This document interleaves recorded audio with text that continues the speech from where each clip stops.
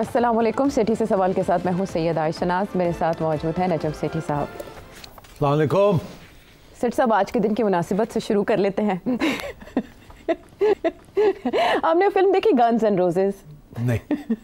चले वो फिल्म तो आप देखेंगे, लेकिन उससे रेलेवेंट आज का हमारा मवाद है जो हम डिस्कस करने का है। नरेंद्र मोदी जी का विजिट टू यूएस।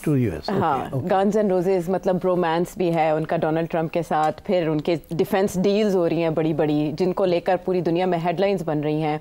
और उनकी जो प्रेस कॉन्फ्रेंस है उसमें भी बहुत से सवालों के जवाब हुए, डोनाल्ड ट्रंप ने भी जवाब दिए।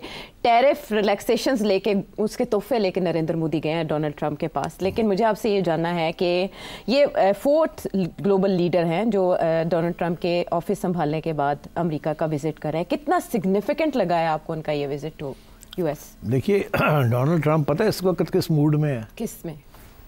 क्या डांस के? डोनाल्ड ट्रंप ने कहा जो डांस है, रिवायती अंदाज है, वो तो बड़ा पॉपुलर हो गया ना, हर जगह पे यही जी। तो that is the new Donald Trump and that is the new world order. अब डोनाल्ड ट्रंप अपना डांस जो है, तो सियासी डांस जो है उसका, he is going to imprint it on the world, whether it is the NATO, whether it is India, whether it is China, and whether it is Russia.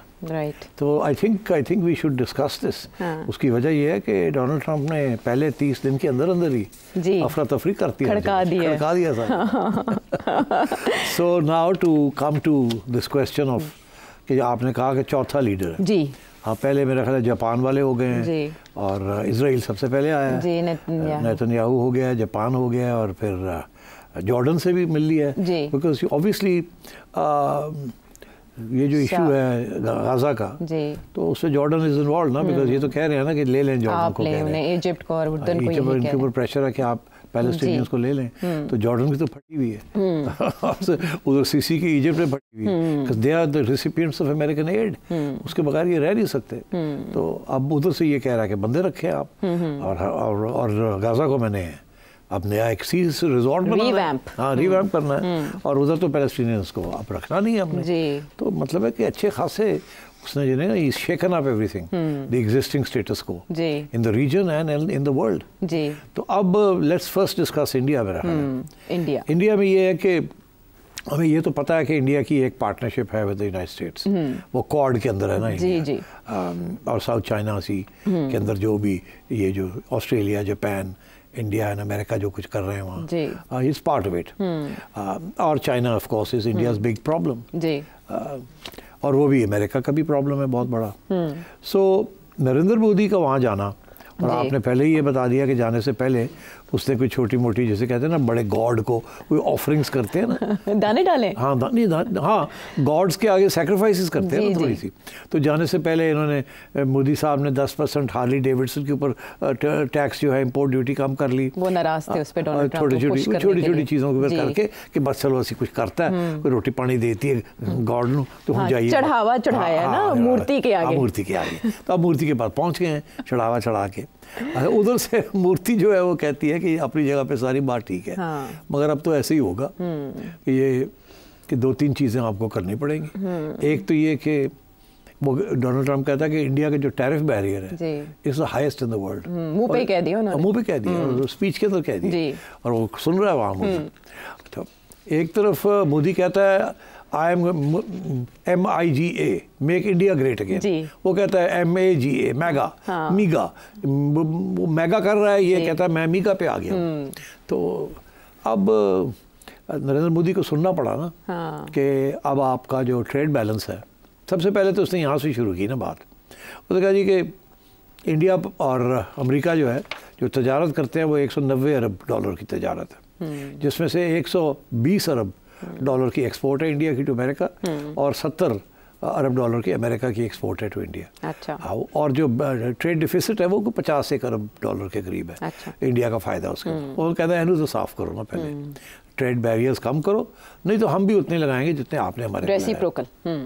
और यही वो सब दुनिया को यही पैगाम दे रहा है कि जो साढ़े ना करोगे ऐसी भी तोड़ना वही कराएंगे। चाइना को भी यही पैगाम है, इंडिया को भी यही पैगाम है, पर इसके अलावा भी इंडिया को एक पैगाम है, और इंडिया ज़ाहिर है can't afford to do that. और ये ट्रेड डिफिसिट, इसी के ऊपर तो foreign exchange reserves India build करता है, and so on and so forth. पहली बात। दूसरी बात ये है कि उसने ये कहा है कि हमारी जो एक्सपोर्ट्स हैं, अब हमारे से हथियार ख़रीदो तुम, मिलिट्री के ऊपर ज़्यादा जोर है अमेरिकन एक्सपोर्ट्स के ऊपर, मिलिट्री टेक्नोलॉजी के ऊपर ज़्यादा जोर है। और इस वक्त India is the largest importer of weapons in the world. Total अगर 100 रुपये की दुनिया की एक्सपोर्ट है हथियारों की, तो उसमें से 10 रुपये की इम्पोर्ट है इंडिया की। और एक सिंगल लार्जेस्ट कंट्री है India, more than Israel, more than any other country, जो इतने हथियार इंपोर्ट करता है। और इसलिए हथियार इंपोर्ट करता है रशिया से, फ्रांस से और अमेरिका से। अमेरिका कहता है हमें नंबर 1 बनाओ, रशिया की जगह लाओ। हाँ, रशिया को कम करो और हमसे लो। वहाँ 2 जगह पे वो इंडिया को कह रहा है। एक तो ये कि हमसे हथियार लो, specially F-35 fighters and transfer of technology on various weapon systems. India के पास जो वेपन सिस्टम्स है आयशा, वो बेशतर जो है वो रशियन वेपन सिस्टम्स। उनकी जो एवियोनिक्स है या इलेक्ट्रॉनिक्स है वो कमज़ोर है। तो अमेरिका ये कह रहा है कि उनको अपग्रेड करो with American avionics and American technology. एक तरफ, दूसरी तरफ हमसे डायरेक्ट भी खरीदो। तो ये इस किस्म की डिफेंस डील्स हो रही हैं और वो कह रहे हैं कि 10 साल की एक डिफेंस डील करने जा रहे हैं। तो उसके अंदर अमेरिका की यही कोशिश होगी कि ये जो $50 अरब का जो डिफिसिट है, ये अपने और हथियार और टेक्नोलॉजी ट्रांसफ़र करे टू इंडिया, ताकि फ्रांस और रशिया पीछे हटे और America becomes the largest supplier of weapons to India. Weapon supply के साथ डिपेंडेंस भी हो जाती है ना, फिर आपकी इंग्रेस हो जाती है। अमेरिका जो है फिर आगे बैठ जाएगा ना, क्योंकि वेपन्स उनके होंगे। अच्छा, इंडिया का ये है कि सिंस इंडिपेंडेंस इंडिया ने रशियन वेपन्स के ऊपर बहुत रिलायंस था जी, अपनी स्टील इंडस्ट्री भी and also in weapons production और also in the import of weapons. MiG जहाज ये वो सारा कुछ रशिया से आया था, जहाँ हम जो थे अब सारा कुछ अमेरिका से ले रहे थे। अच्छा, अब बात यह कि इंडिया ने जो किया रशिया के साथ, वो इंडिया ने ट्रांसफ़र ऑफ टेक्नोलॉजी भी कर लिया कि जी हम ख़रीदेंगे आपसे, मगर ख़ुद उसके बाद आहिस्ता आहिस्ता खुद बनाने शुरू करेंगे और आप हमारी हेल्प करेंगे। अच्छा। हमने अमेरिका के साथ ये नहीं किया। हमने कहा जी भेजी जाओ, असि नहीं बनाना, तुसी भेजी जाओ। हमने वो ट्रांसफ़र टेक्नोलॉजी नहीं की अमेरिका के साथ। और अगर हम करते, पता नहीं हमें देते भी या ना देते, मगर शायद हमने कोशिश भी नहीं की। वी वो कंटेंट के आने दो, जिसकी वजह से हम इतनी डिपेंडेंस हो गई है अमेरिकन वेपन्स के ऊपर कि अब हम इधर उधर नहीं देख सकते। So that is why America was so important to Pakistan. Right. And that is why America की military और military industry जो है is so close to the Pakistani army and national security status in Pakistan. अब आइए कि आगे India और America का क्या होने जा रहा है। क्या होने जा रहा है? तो अब आई थिंक ये पहले भी ये नेवल एक्सरसाइजेस कर रहे थे, एक्सरसाइजेस करते थे और भी करेंगे और भी हथियार अब तो बड़े पैमाने पे कहा गया कि करेंगे। तो आई थिंक अमेरिका की कोशिश है कि एक तो इंडिया को और जंजीरों में, अच्छा, कि और भी इसको डिपेंडेंसी की जाए। अच्छा। दूसरा ये है कि अमेरिका को इंडिया जो है उससे और भी पैसे खर्च करे और हथियार खरीदे। Okay. So I think on these 2 fronts America ने अब बिल्कुल वाजे कर दिया है डोनाल्ड ट्रंप ने, और मेरा ख्याल है नरेंद्र मोदी लेट गया। ओके। वो ही थिंक्स कि यस यही काम करने की ज़रूरत है। ये राइजिंग अमेरिका जो है इज़ द बिग पावर। हम न्यूट्रल नहीं रह सकते उस तरीके के साथ। नरेंद्र मोदी को पूछा गया कि आप किस कैंप में हैं, उसने ये नहीं कहा कि हम रशिया के कैंप में हैं या हम अमेरिका के कैंप में। उसने बड़ी तरीके के साथ कहा हम तो अमन के कैंप में क्योंकि अमन की बात अब कर रहा है डोनाल्ड ट्रंप। तो it was a way of saying कि we will support Trump. Right, smart move. तो but at the same time India के अंदर बड़ी ऑपोजिशन है कि आप बहुत ज़्यादा डिपेंडेंसी अमेरिका के ऊपर कर रहे हैं और आपको actually you should try and build your relations with your neighbours. तो आपके इतने हथियार लेके इंडिया करेगा क्या? यही सवाल है मेरा कि वो क्या करेगा? आर्मी लेके करेगा क्या? चाइना पे नजर रखेगा? चाइना के साथ लड़ नहीं सकता, पाकिस्तान के साथ लड़ नहीं सकता। 2 वजह। चाइना के साथ तो लड़ नहीं सकता, वो तो मिलिट्री सुपीरियरिटी जो इंडिया पाकिस्तान की है वो चाइना इंडिया की है। तो कन्वेंशनली तो नहीं लड़ सकता। ओके। तो हमारे साथ कन्वेंशनली लड़ सकता है, मगर हम नहीं लड़ते कन्वेंशनली। तो हम जब भी वो स्टेज आती है जहाँ इंडिया की कन्वेंशनल मिलिट्री माइट वो हमें डोमिनेट करने की कोशिश करती है या ओवरवेलम करने की कोशिश करती है, हावी होने की कोशिश करती है, हम अपने न्यूक्लियर वेपन जो है टक टक टक टक करना शुरू कर देते हैं। कटो जी, थोड़ा हवा लगाओ, उन्होंने थोड़ी देर मिट्टी शिट्टी टाओ, इंडिया को पता लगे कैसी तैयारी करने में। तो इसलिए आई थिंक इंडिया की जो सारी मिलिट्री स्ट्रैटेजी है ना, I think it's flawed. India अगर वो अपने गरीबों के ऊपर और अपने सोशल सेक्टर के ऊपर काम करें तो they would be better off. मगर ये जो उनकी है ना ऑब्सेशन कि we want to be a great military power, इस रीजन के अंदर जहाँ चाइना बैठा हुआ है एक तरफ, आप नहीं बन सकते बिगर मिलिट्री पावर देन चाइना दूसरी तरफ पाकिस्तान बैठा हुआ है न्यूक्लियर वेपन लेके। आप पाकिस्तान को मिलिटरीली डोमिनेट नहीं कर सकते because we have a nuclear weapon. तो फिर what is the game? India किसके साथ ये सारी हथियार और ये आर्मी और ये किसके साथ करेगा? जी। ना चाइना चाहता है कि इंडिया को डिस्टेबलाइज करना, ना पाकिस्तान चाहता है। तो मतलब है कि तो इंडिया ये क्यों कर रहा है? तो ये मेरा ख्याल है ये गलत किस्म की पॉलिसीज हैं। मगर वो बीजेपी के एक है ना कि जी एक nationalism, we are a great power, और ग्रेट पावर के पास मिलिट्री स्ट्रेंथ होती है। मगर देखिए यूरोप के मिलिट्री स्ट्रेंथ जब उन्होंने देखा था सेकेंड वर्ल्ड वॉर के बाद कि अब हमें अपनी मईशत के ऊपर, आवाम के ऊपर पैसे खर्च करने हैं, तो उन्होंने अमेरिका के ऊपर बोझ डाल दिया नेटो शेटो का। ठीक है, वो अब 70 साल हो गए और अब आप देखिए सर्कल फुल्स आ गया है। अब क्या करेंगे? मैं आता हूँ। बिल्कुल, वो हम करेंगे। वो कह रहा है जी अपने पैसे वैसे नहीं करना हो। तो अब इसी तरीके के साथ इंडिया जो है ये क्या कर रहा है? I don't understand it. Pakistan के साथ तो अब पाकिस्तान तो अब आर्म्स रेस में भी नहीं है, because we now know we can't catch up with India in an arms race. तो हमने तो इसीलिए न्यूक्लियर डिटरेंस रखा हुआ है और मिनिमल किस्म की हमारी स्पेंडिंग है जिसके साथ, और ज़्यादा चाइना के साथ। अमेरिका से तो हमें स्पेयर पार्ट्स नहीं देता अमेरिका, हम तो कैनिबलाइज कर रहे हैं। बड़ी मुश्किल से हमें कुछ चीज़ें मिलती हैं इधर उधर से। तो आई थिंक नरेंद्र मोदी जो है वो ही wants to make India a great military power. अगर मैं समझता हूँ ये रीजन के अंदर ग्रेट मिलिट्री पावर की स्कोप नहीं है। It doesn't matter. China has no intention of invading India या इंडिया को ओवरवेलम करने का, बिल्कुल नहीं। चाइना का एम ही कुछ और है। ठीक है। तो इंडिया पर ये क्यों कर रहा है? क्यों कर रहा है? क्या टारगेट्स है ये बिल्कुल ये वही सिविलाइजेशनल अप्रोच है कि अब न्यूक्लियर वेपन्स भी हमारे पास इतने होने चाहिए, हमारी आर्मी भी इतनी बड़ी होनी चाहिए, हमारे पास ये भी हथियार होने चाहिए, वो भी होने चाहिए। At the end of the day who are you defending India against? ना आप डिफेंड कर रहे हैं किसी के खिलाफ, ना आप ऑफेंस कर सकते हैं इन वेपन्स के साथ, neither with Pakistan nor with China. तो किसके लिए कर रहे हैं आप ये? So I think there's a lot of there should be a lot of debate in India about some of these issues. ठीक है, और डोनाल्ड ट्रंप की तरफ से ये डिमांड भी की गई है कि आप रशियन तेल के बजाय अमेरिका से तेल लें, तो ये मुमकिन हो पाएगा?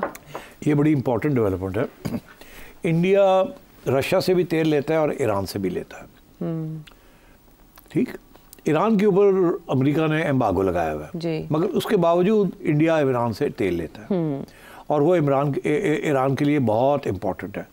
ईरान के बहुत सारे सैंक्शंस लगे हैं जी। हम नहीं लेते ईरान से, नहीं ले सकते। हम लेना चाहते हैं, हम नहीं ले सकते। वो डब्बे के विच स्मगल होता है, तो देखे ना आपने, बोतलों में, डब्बों में, कैंस में।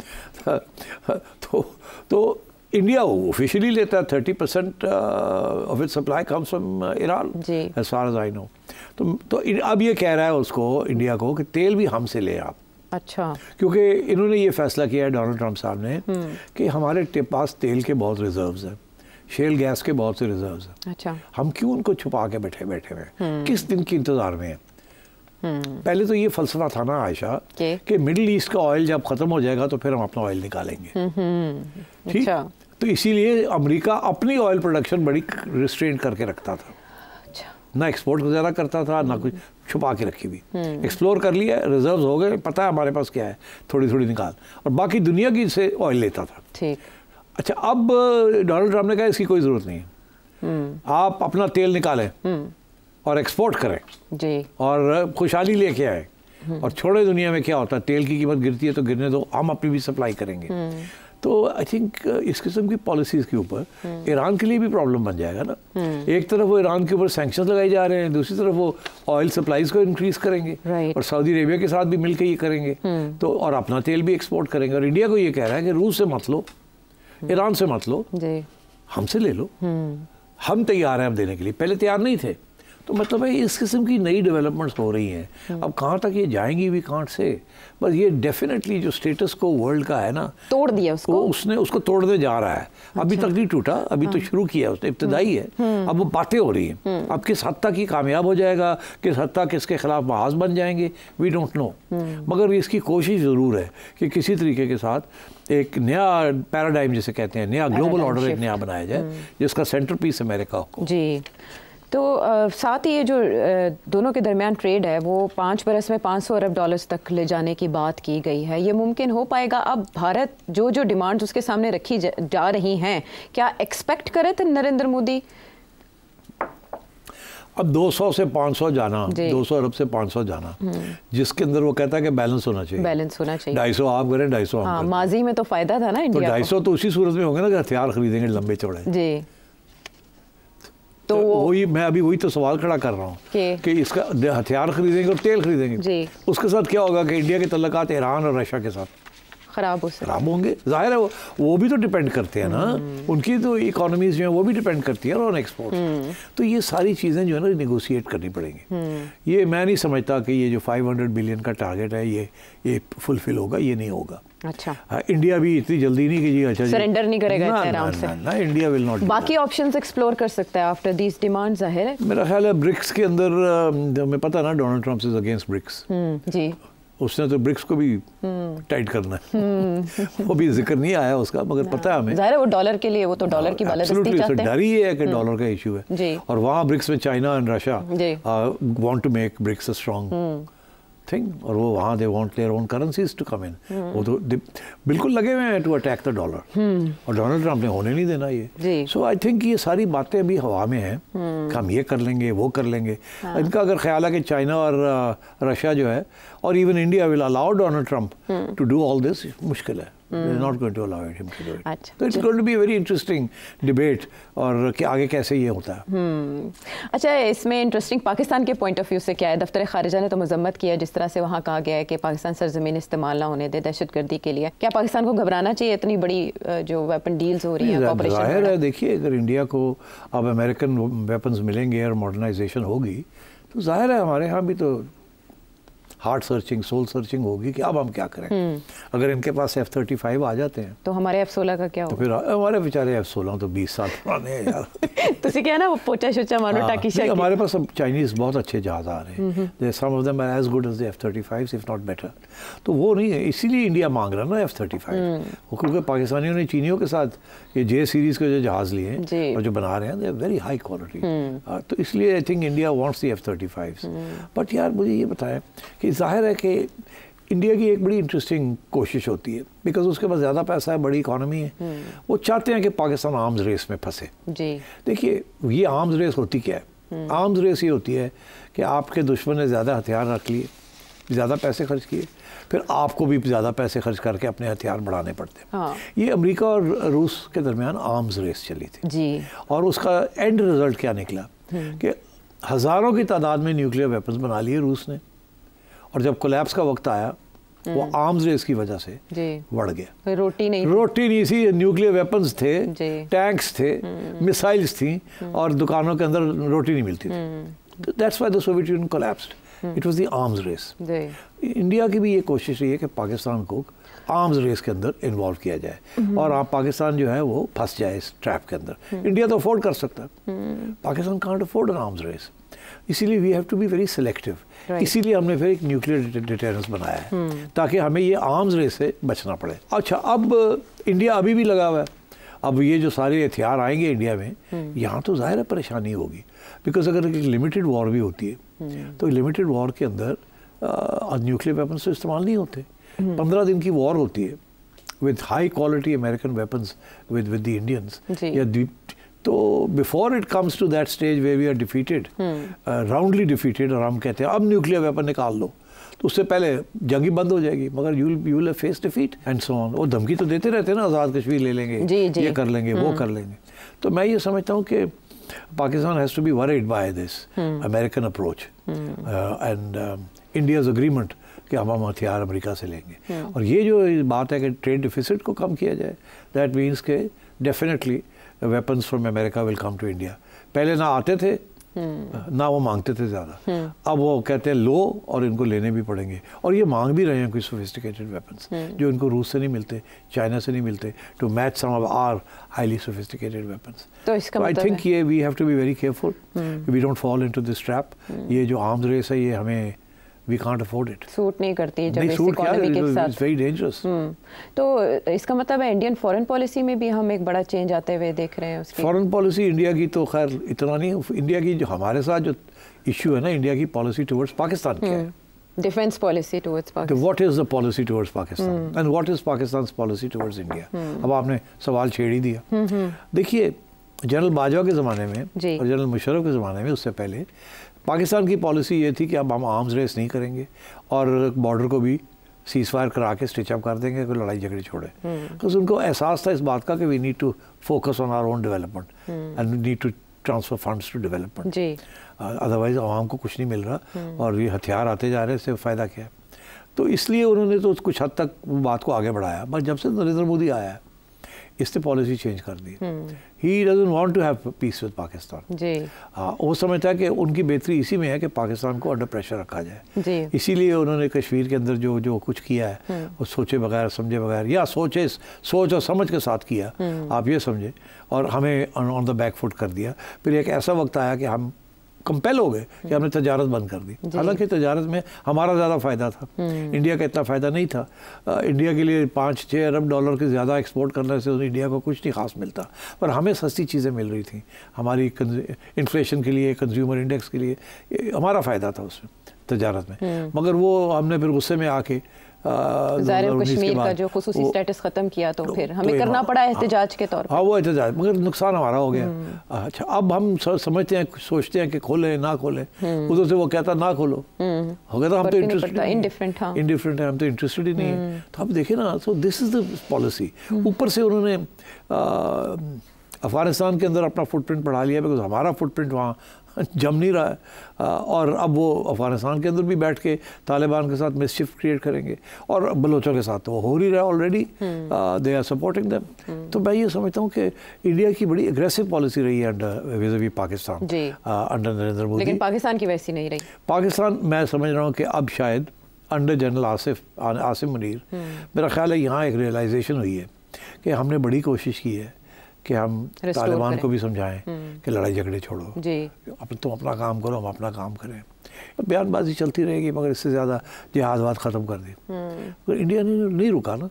इंडिया ने ये कि पहले तो ये सपोर्ट किया सेसेशनिस्ट मूवमेंट्स इन पाकिस्तान, नंबर 2 उसके बाद टेररिज्म शुरू की यहाँ। It's a fact.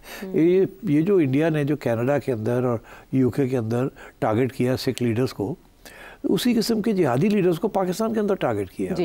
And they खुद मानते हैं कि 5-6 को हमने पेड असैसिन्स के जरिए we have knocked them of.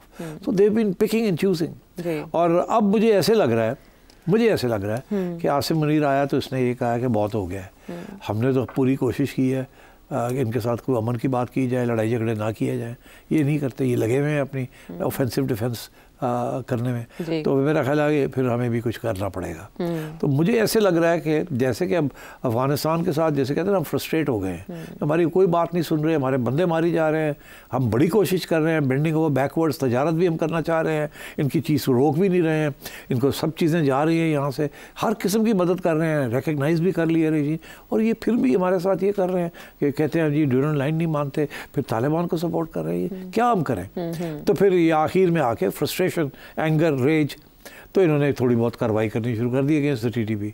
तो मेरा ख्याल है अब कश्मीर में भी, मेरा ख्याल है कि अब कश्मीर में भी टिट फॉर टैट, ये जो इंडिया जो कर रहा है इन बलूचिस्तान टीटीपी के साथ मिलकर केपी में, तो मेरा ख्याल है कि शायद अब थोड़ा सा काउंटर स्ट्रेटजी जरूर होगी कि यार सुनते तो नहीं है, हम चुप करके बैठे हुए, नाजायज फायदा हमारा उठा रहे हैं, कमजोरी समझते हैं हम कमजोर हैं, चलो फिर असी भी थोड़ी बहुत ठोल देने। तो अब इंडिया को अब हल्का हल्का वहाँ से खबरें आनी शुरू हो गई हैं कि शायद यहाँ से भी थोड़ी सी टैप लाइन खुल रही है। तो अगर ये फिर पूरी फुल फ्लैश खुल गई तो आप समझिए कि we'll come back to the brink of war. तो इसलिए it's time for Narendra Modi to reevaluate his whole Pakistan strategy and his strategy of becoming a major military buyer and a major military outpost. किसके लिए? What for? जाहिर है ये सवाल ही नरेंद्र मोदी साहब के सामने रखते हैं कि वो देखें ताकत का नशा जो है वो किन नताइज पे मुंतज होता है, उसकी मिसालें भी सेठी साहब के तज़िये से आपने जाने के बाद।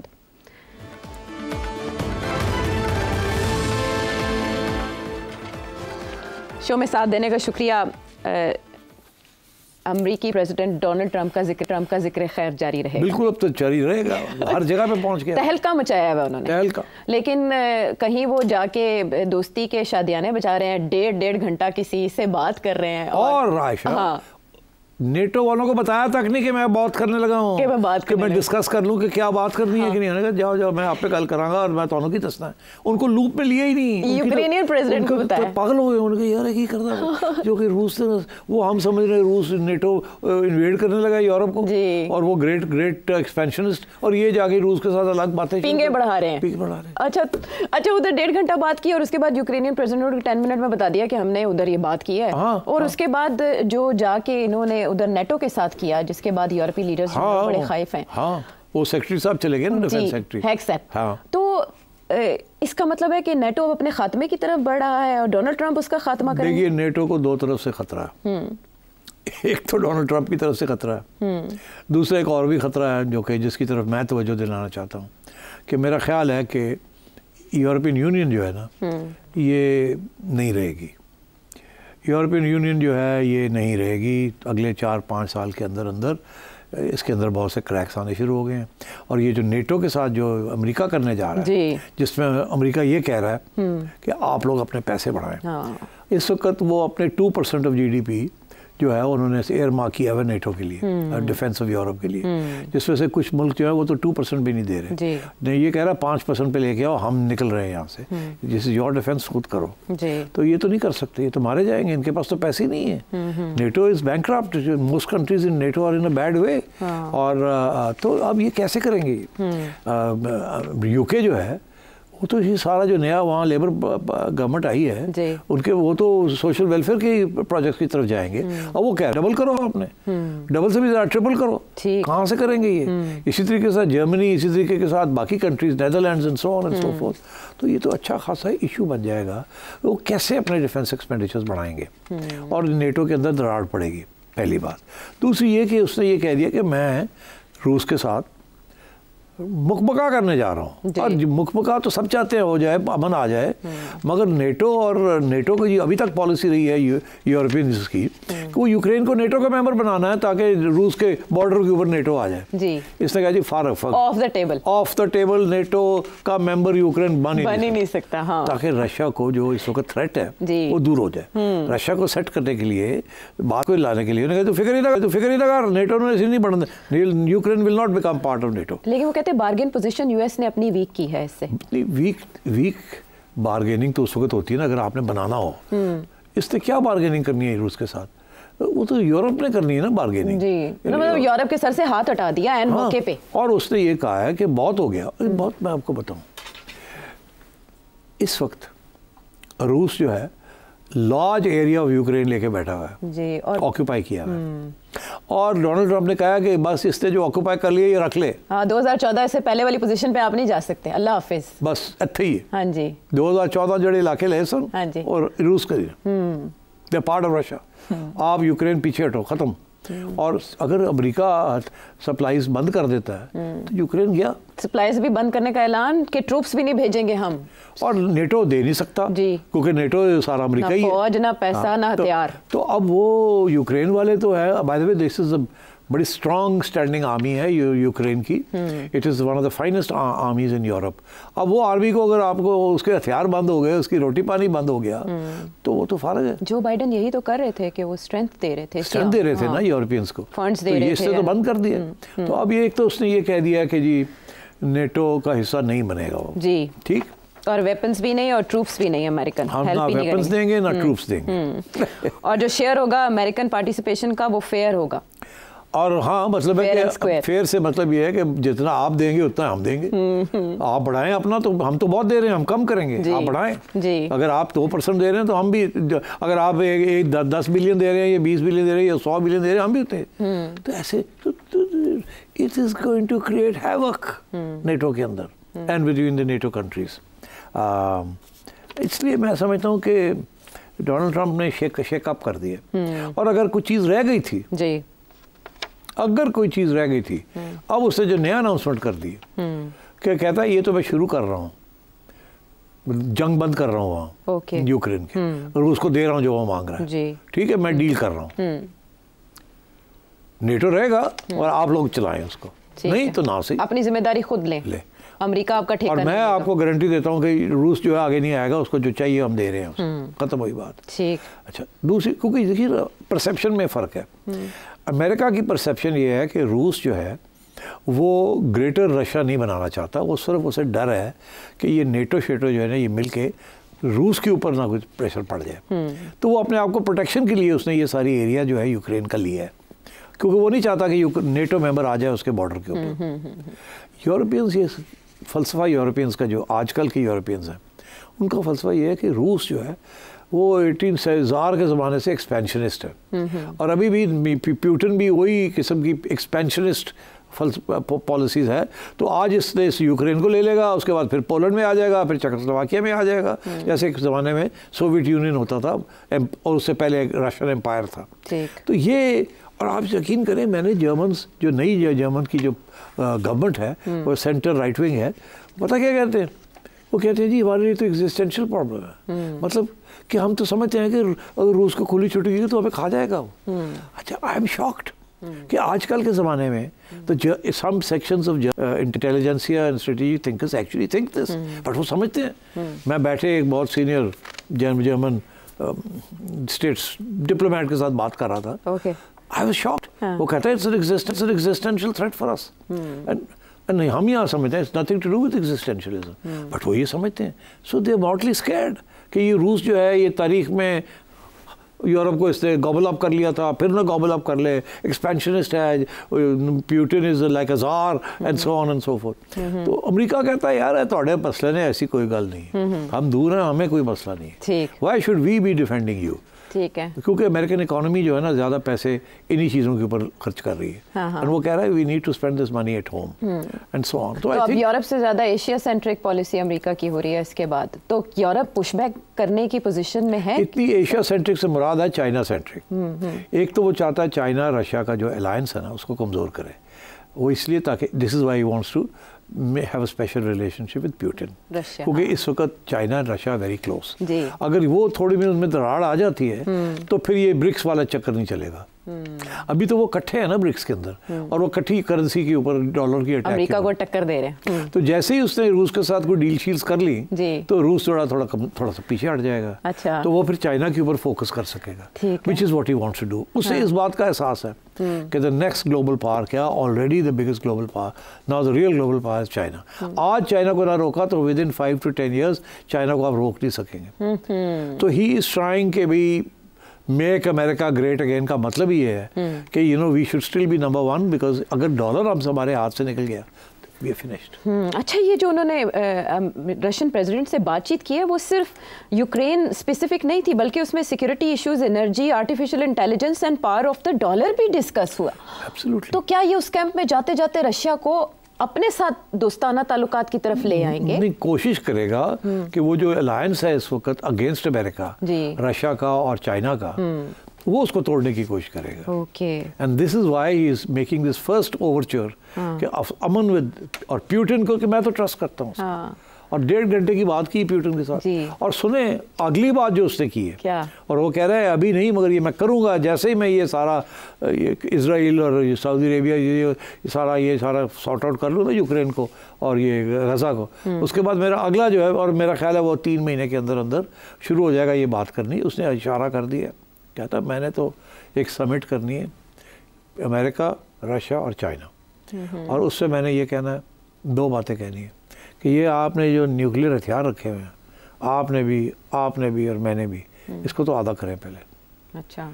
हमें क्या जरूरत है nuclear war?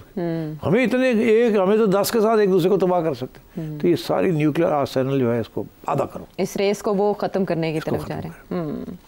This is very major development अगर ये ऐसी कोई चीज़ हो जाती है।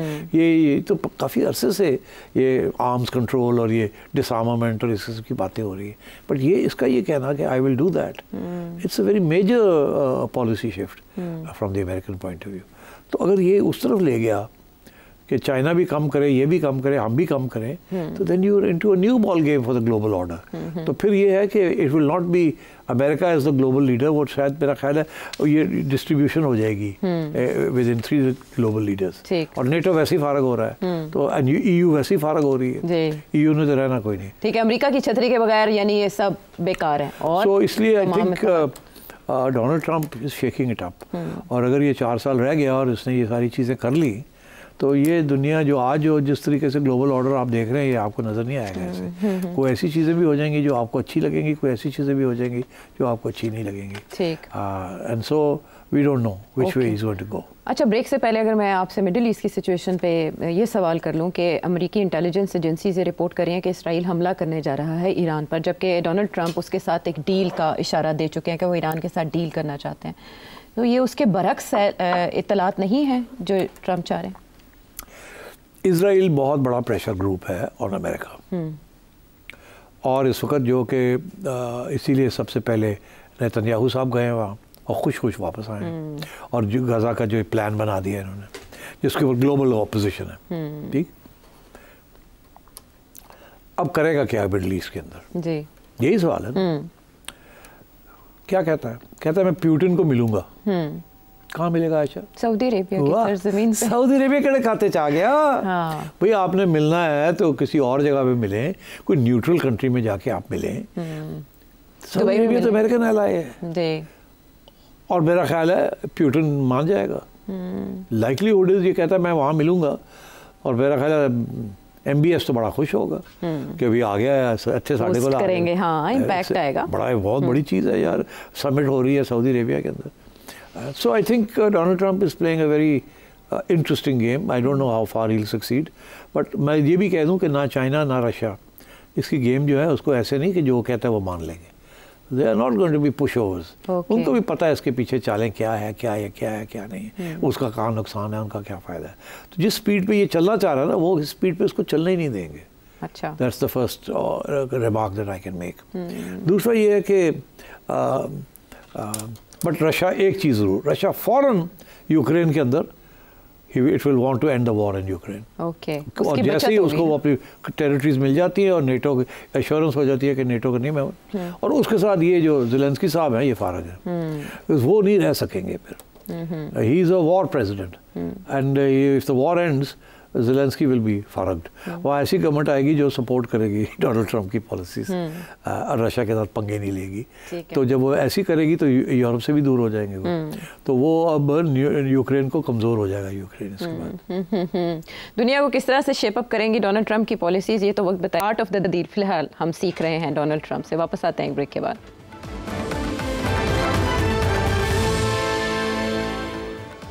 Welcome back to the show. Viewers के क्वेश्चंस की तरफ जाने से पहले ईरान से मुंसलिक जो सवाल आपके सामने रखा था जी। ईरान जो है ना, उसको पता है कि Donald Trump is turning his attention as soon as this Ukraine thing, Iran की तरफ वो आएगा, वो आ गया ऑलरेडी। ईरान को वही जो वो कह रहा है कि जी न्यूक्लियर नहीं होगा जी, और आप इसराइल को अटैक करना बंद करें, नहीं तो फिर ठीक है, वो क्लियर है कि then we will help Israel.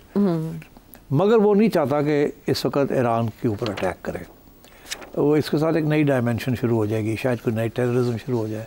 We can't handle all that, तो वो प्रायोरिटी करना चाह रहा है। अच्छा। इसराइल का प्रेशर है कि अभी करो अभी करो अभी करो। तो मेरा ख्याल है कि इसने ये कहा कि अभी नहीं, अभी मैं अमन की बात करूँगा ईरान के साथ कि बंद करो न्यूक्लियर प्रोग्राम, इंस्पेक्शंस करो, सारी टेररिज्म बंद करो, हाथ निकालो इधर से लेबनान से, सीरिया से, इधर से। नहीं तो ठीक है, फिर देन देखो क्या होता है।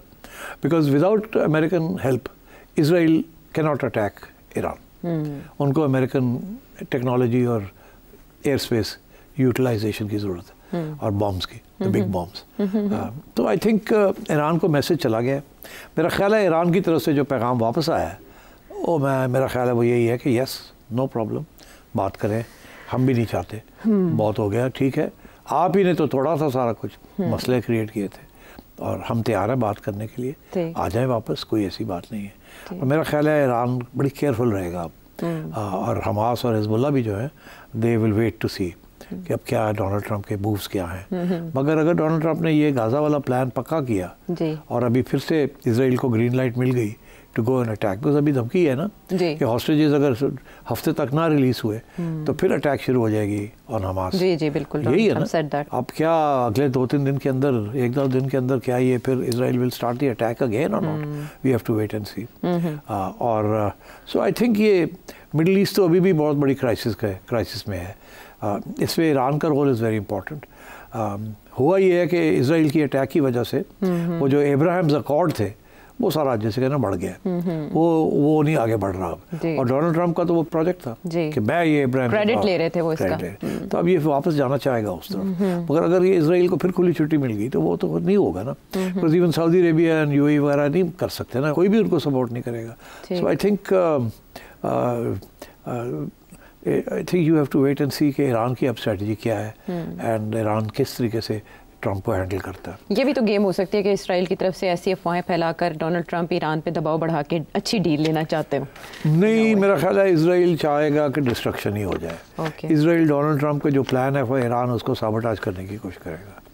इसराइल ने ये इतना लंबा चौड़ा जो ड्रामा किया है ना, जेनोसाइड की है, ये एम नहीं की, इसको परमानेंट करना चाह रहा है ग्रेटर इसराइल। ये नहीं कि जी अब मुकमुका करके रिट्रीट टू प्रीवियस स्टेटस को एंटी, ये नहीं करेगा वो। ठीक है, अब वो नहीं, उसने जो कर दिया है इसको रिटर्न नहीं होने देगा वो।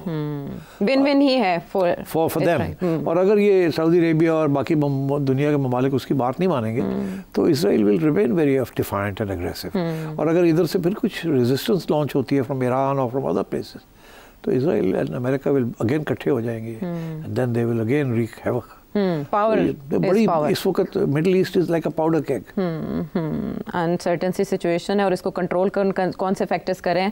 अब हम थोड़ा व्यूअर्स के क्वेश्चंस की तरफ चले जाते हैं। कम है। नोमान दुबई से क्या जानना चाह रहे हैं? क्या आपको लगता नहीं है कि इमरान खान को रिटायरमेंट ले लेनी चाहिए? कि 2024 के इलेक्शन में ऑल्दो उनकी पार्टी को वोट पड़ा, लेकिन जो एस्टैब्लिशमेंट थी और जो एस्टैब्लिश हमारी पार्टियां हैं, नून लीग और पीपल्स पार्टी, उनको जो चाहिए था वो मिल गया और उन्होंने फिर अमेंडमेंट भी कर दी और सब मोस्ट इम्पोर्टेंटली 2027 तक जो है वो एक्सटेंशन भी ले ली है और शायद ये गवर्नमेंट वो हाई कमांड को 2032 तक एक्सटेंशन देते 5 साल की। और तो उनको अब हार मान लेनी चाहिए और रिटायरमेंट का लेनी चाहिए, डू देयर वेलफेयर वर्क। क्योंकि अभी देखें शौकत खानम कराची में जैसे कि जो है वो अभी तक बंद हुआ है। Should he take a retirement? Should he, will he, दो फर्क सवाल है। Should he take a retirement इससे बेहतर क्या हो सकता है from the point of view of the establishment और from the point of view of the Noon league and peoples party? Will he? No, Khan will not take retirement. Khan डटा हुआ है, खान ने अपने लोगों को डट के बिठाया हुआ है और Khan will not take retirement. तो ये शुडी की तो बात जो है ना, ये तो सियासत में ऐसी मतलब रियल पॉलिटिक्स के अंदर शुडी की तो बात नहीं होती, विल ही, वॉन्ट ही, ये होता है। और कुछ लोग कहते थे कि इमरान खान जो है वो 6 महीने की कैद के बाद कॉम्प्रोमाइज़ कर लेगा। अभी आपने देख ही लिया, वो तो किसी किस्म के मूड में नहीं है कॉम्प्रोमाइज़ करने के लिए। फिर आप कह रहे हैं क्या वो रिटायरमेंट ले लेगा? देखिए, अब मियाँ साहब ने भी तो मतलब नवाज शरीफ साहब ने भी एक किस्म की रिटायरमेंट ली है, मगर उन्होंने रिटायरमेंट के साथ पावर तो नहीं छोड़ी ना। एक भाई को प्राइम मिनिस्टर बना दिया है, बेटी को चीफ मिनिस्टर बना दिया है। Behind the scenes is still the most powerful man in the country right now, apart from the army chief of course, let there be no doubt about that. But Imran Khan के पीछे कुछ नहीं है, there is no number 2। कोई उनकी बहन नहीं है, कोई उनकी एहलिया नहीं है जो कि इस पार्टी को इकट्ठा करके और उधर ले चले जा, खान ले जाना चाह रहा है। तो without Khan there is no party. तो इसलिए वो रिटायरमेंट तो नहीं लेंगे, वो तो till death to us part वाली बात होगी कि PTI and Imran is one. Imran नहीं होगा तो पीटीआई कोई नहीं। Imran will never retire. हाँ, ये ज़रूर उनको ऑफ़र करेंगे कि आप ऐसे है, जैसे नवाज शरीफ प्रेसिडेंट है, आप भी प्रेसिडेंट बन जाएं, आप रिटायरमेंट, इस किस्म की रिटायरमेंट ले लें कि आपकी पार्टी को पावर शेयरिंग हम दे देते हैं। आपके कहने के ऊपर हमसे बैठ के ये भी बात कर लें कि अगर अगली इलेक्शन आपको देते हैं हम और आपकी पार्टी जीत जाती है, आप इलेक्शन ना लड़ें और कोई तय कर लेते हैं कि आपकी पार्टी में से किसको आपने प्राइम मिनिस्टर बनाना है। आप 3-4 नाम दे दें, हम भी 1-2 कर ले, मुकबका कर लेने, ऐसी बना देने उन्होंने प्राइम मिनिस्टर। मगर आप बनी गाला में बैठेंगे, आप नहीं चलाएंगे इस मुल्क को। देखिए, जैसे शाह महमूद कुरैशी हैं, वो भी बड़े उम्मीदवार हैं कि नंबर 2 बन जाएं and he can work with the establishment. जैसे आपको याद होगा कि जब शायद खाकान अब्बासी प्राइम मिनिस्टर बने थे इंटरिम पीरियड के लिए, तो he worked with the establishment. हालांकि उस वक्त ये था कि Nawaz Sharif is anti establishment, but then एक बंदा ऐसा नॉमिनेट हुआ who could work with the establishment.